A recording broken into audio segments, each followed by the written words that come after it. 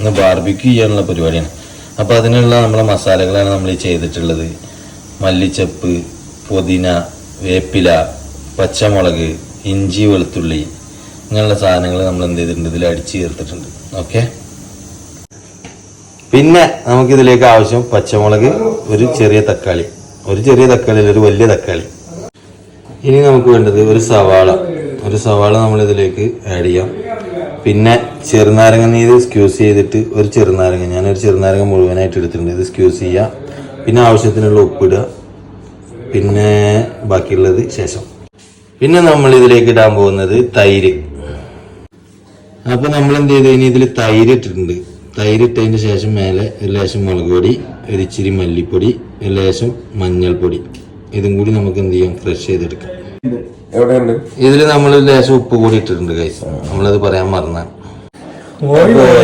ഒറ്റ നോട്ടത്തിൽ നമുക്ക് ഈ മസാലയെ കുറിച്ചൊന്ന് പറയാം. നമ്മളിതിൽ ഇട്ടിട്ടുള്ളത് പച്ചമുളക്, ഇഞ്ചി, വെളുത്തുള്ളി, സവാള, വേപ്പില, മല്ലിയില, പുതിന, പിന്നെ ലേശം മഞ്ഞൾപ്പൊടി, മുളക് പൊടി, ഒരു ലേശം മല്ലിപ്പൊടി, പിന്നെ ഒരു ചെറുനാരങ്ങ, 200 ഗ്രാം തൈര്. ഇതെല്ലാം കൂടി മിക്സ് ചെയ്ത ഒരു ഐറ്റംസാണ്. ഇതിൽ നമ്മൾ 2 കോഴിമുട്ട കൂടെ ഉൾപ്പെടുത്തിയിട്ടുണ്ട് ഗൈസ്.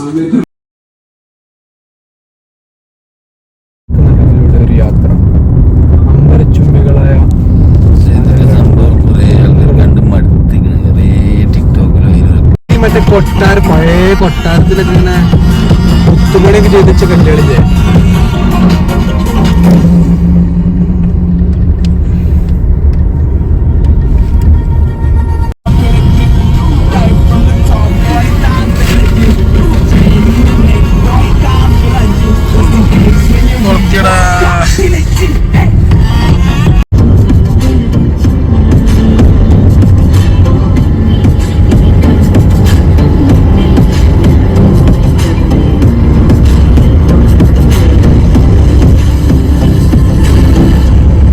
ആ സാധനം എടുക്കടാ.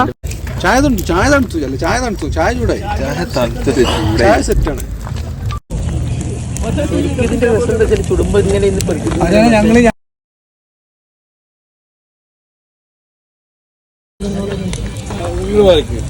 ഞങ്ങള് നിങ്ങൾ നിന്നിട്ട് കാര്യം വിടൂല.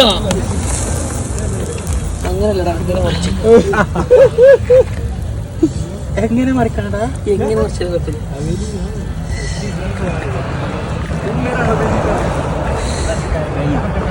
സംഘ അയക്ക് നോക്കി.